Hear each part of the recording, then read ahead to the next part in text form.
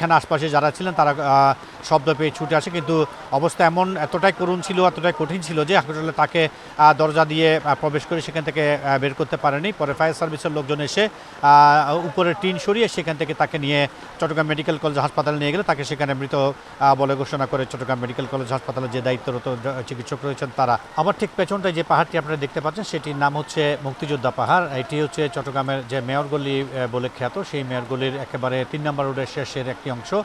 এবং এই পাহাড়ের একেবারে পাদদেশে যে বাবুল কলোনি তারই যে নিচে যে আপনি ঘর দেখতে পাচ্ছেন, সেই ঘরটিতে একটি ছোট শিশু সোমাইয়া, সে আসলে ঘুমিয়েছিলেন একা, বাসায় কেউ ছিল না ওই সময়। ঠিক এই সময় হঠাৎ করে সকাল 11টার দিকে বিকট শব্দে এখানে গাছ এবং যে পাহাড়ের মাটি সেটি দেবে সেখানে পড়ে যায়, এবং তারপর এখানে আশপাশে যারা ছিলেন তারা শব্দ পেয়ে ছুটে আসে, কিন্তু অবস্থা এতটাই করুণ ছিল, এতটাই কঠিন ছিল যে আসলে তাকে দরজা দিয়ে প্রবেশ করে সেখান থেকে বের করতে পারেনি। পরে ফায়ার সার্ভিসের লোকজন এসে উপরের টিন সরিয়ে সেখান থেকে তাকে নিয়ে চট্টগ্রাম মেডিকেল কলেজ হাসপাতালে নিয়ে গেলে তাকে সেখানে মৃত বলে ঘোষণা করে চট্টগ্রাম মেডিকেল কলেজ হাসপাতালে যে দায়িত্বরত চিকিৎসক রয়েছেন তারা। আমরা দেখেছি আসলে এই ঘটনার পরে এলাকায় লোকজন আসছে। কিছুক্ষণ আগে চট্টগ্রাম সিটি কর্পোরেশনের মেয়র তিনিও আসছেন, পরিদর্শন করেছেন এবং এই বিষয়ে কী করা যায় সে নিয়ে ভাবছেন।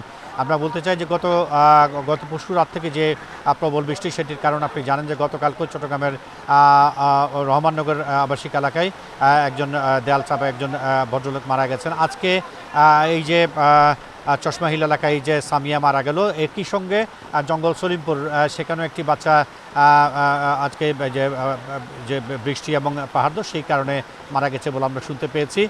এই পর্যন্ত আসলে যেটি খবর আবহাওয়া অফিস থেকে জানানো হচ্ছে সেটি হচ্ছে গত 24 ঘন্টায় 234.8 মিলিমিটার বৃষ্টিপাত রেকর্ড করা হয়েছে বলে তারা জানিয়েছেন, এবং তারা বলছেন যে ভারী বৃষ্টিপাত এটি থাকবে।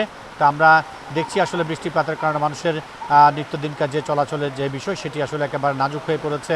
মানুষ বলা যেতে পারে যে অনেকগুলো জায়গায় মানুষ গৃহবন্দী হয়ে পড়েছে। আমরা কিছুক্ষণ আগে চট্টগ্রামের কাতালগঞ্জ আবাসিক এলাকায় ঘুরে এসেছি, সেখানে দেখেছি ক্ষেত্র বিশেষ হাঁটু থেকে ক্রমসমান পানিতে পুরো জায়গা তলিয়ে আছে, ফলে মানুষের যে চলাফেরা করা কিংবা কর্মস্থলে যাওয়ার সেই বিষয়টি ক্রমশ চরম একটি ভোগান্তির দিকে যাচ্ছে। তো এই ক্ষেত্রে আসলে সিটি কর্পোরেশনের পক্ষ থেকে যেটি বলা হচ্ছে সেটি হচ্ছে যে মেগা প্রকল্পের যে কাজ, সেই কাজের আওতায় কিছু খালের সংস্কার কাজ এখনও বাকি আছে, সেগুলো হয়ে গেলে হয়তো পরিপূর্ণভাবে আগামী বছর থেকে জলাবদ্ধতা থেকে মুক্তি পাবে চট্টগ্রামবাসী। এই হচ্ছে চট্টগ্রাম থেকে পাহাড় ধস এবং এই বিষয়ে যে এক শিশুর মৃত্যু, তার বিষয়ে আমার কাছে এখন পর্যন্ত সর্বশেষ।